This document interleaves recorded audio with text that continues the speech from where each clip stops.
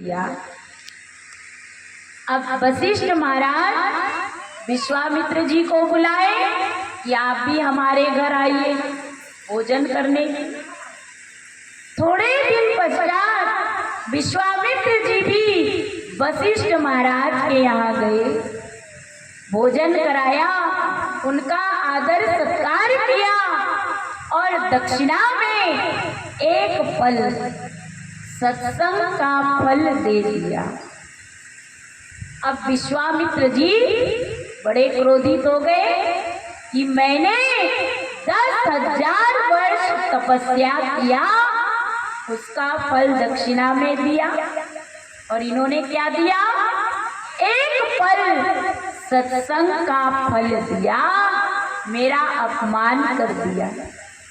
अब आपस में वाद विवाद होने लगा। विश्वामित्र जी कहते मेरा बड़ा है, वशिष्ठ महाराज कहते मेरा बड़ा है।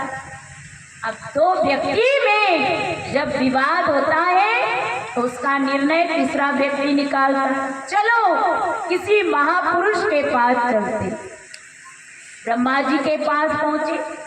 ब्रह्मा जी देखते हैं दोनों ऋषिवर आ रहे हैं। अब मेरे पास तो समय नहीं, सृष्टि की रचना करना है, आप जाइए भगवान शंकर के पास। अब भगवान शंकर देख रहे दोनों ऋषि आ रहे, तो वो भी कैलाश छोड़कर रास्ते में ही मिल गए। कहा मुझे देव सभा में जाना है, बड़ा जरूरी काम है, आप भगवान विष्णु के पास जाइए। अब भगवान विष्णु के पास पहुंचे तो भगवान विष्णु भी देख रहे दोनों ऋषि आ रहे हैं। कहा मुझे भी देव सभा में जाना है, आप शेषनाग जी के पास जाइए। ध्यान से सुनना, कहा विश्वामित्र जी क्रोधी स्वभाव के थे, बड़ी जल्दी क्रोधित हो जाते थे। अब पहुंचे शेषनाग जी के पास, कहा हमारे प्रश्न का जवाब दीजिए, नहीं तो अभी आपको श्राप देकर भस्म कर दूंगा। शेषनाग जी कहते ऋषिवर थोड़ा श्वास तो ले लीजिए, पहले प्रश्न तो बताइए। कहा मैंने वशिष्ठ महाराज को 10,000 वर्ष तपस्या का फल दक्षिणा में दिया, और इन्होंने क्या दिया? एक फल, सत्संग का फल दक्षिणा में दिया। तो बताइए मेरा ज्यादा है या इनका ज्यादा है? शेषनाग जी तो समझ गए। कहा विश्वामित्र जी मेरे सिर पर पृथ्वी का भार है, शेषनाग जी के ऊपर पृथ्वी टिकी है, तो इतना बोझ सिर पर रखा हुआ है, पहले अपने सिर पर ले लीजिए इसे, मेरा सिर हल्का हो जाएगा तो मैं आपके प्रश्न का जवाब दे दूंगा। अब विश्वामित्र जी जिंदगी भर जो तपस्या किए वो तपस्या का फल लगा दिए, पृथ्वी उठ जाए, पर पृथ्वी हिली भी नहीं। जो दक्षिणा में दिए हो 10,000 वर्ष की, वो भी थोड़ी देर के लिए वापस ले लो, वो भी लगा लो, वो भी लगा दिए, फिर भी पृथ्वी नहीं हिली। शेषनाग जी कहते हैं जो एक फल सत्संग का फल दक्षिणा में मिला है उसे लगा दीजिए। जैसे ही विश्वामित्र जी कहते हैं कि एक फल सत्संग का फल लगाता हूँ पृथ्वी उठ जाए, तो तुरंत पृथ्वी उठ गई, और फिर से शेषनाग जी ने अपने सिर पर ले ली।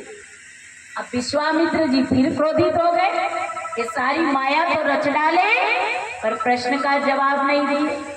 शेषनाग जी कहते हैं ऋषिवर इतनी साधारण बात आप समझ नहीं पाए, जिंदगी भर आपने तपस्या किया, माला घुमाया, तप किया, उसका फल लगा दिया पर पृथ्वी नहीं हिली, और एक फल सत्संग का फल लगाते ही पृथ्वी तुरंत उठ गई। तो यही तो निर्णय हो गया, इंद्र की आधी घड़ी रहट चले 12 मास, और सत्संग की आधी घड़ी माला वर्ष 50 मानो 50 साल तक माला घुमाता रहे और सत्संग की आधी घड़ी का फल भी उसकी बराबरी नहीं कर सकता है।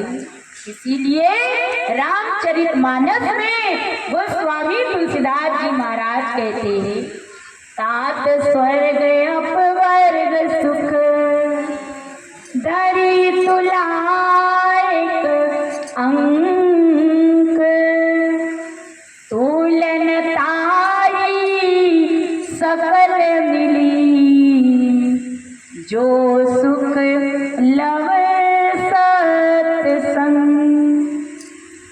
कहाँ तराजू के 2 पल्ले होते हैं, एक पलड़े में स्वर्ग अपवर्ग का सुख रख दीजिए और एक पलड़े में सत्संग का सुख रखिए। उसकी बराबरी लव मात्र, लव माने बहुत छोटा बहुत थोड़ा, और उसकी बराबरी नहीं कर सकता है।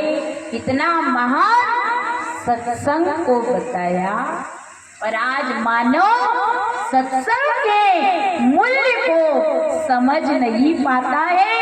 वो सोचता है तो कथा कहानी पढ़कर सुना देती। सत्संग जीवन के अंदर सत्य का संग करना ही सत्संग बताया। आप बताइए संसार के अंदर सत्य क्या है? भगवान शंकर माता पार्वती जी को समझा रहे, उमा कहूँ मैं अनुभव अपना सत्य हरि भजन जगत सब सपना सुनहु उमाते लोग अभागे हरि तज होई विषय अनुरागे। भगवान शंकर समझा रहे, देवी उमा कहूँ मैं अनुभव अपना सत्य हरि भजन जगत सब सपना। कि पूरा संसार स्वप्नवत है। सत्य क्या है? केवल हरि का भजन बताया। और उस हरि के भजन को अगर जानना है तो आत्मज्ञानी संतों की शरण में आना होगा, क्योंकि संत ही उस हरि भजन को करने का तरीका युक्ति साधन बताते हैं। संत ब्रह्मानंद जी कहते हैं, हरि भजन बिना सुख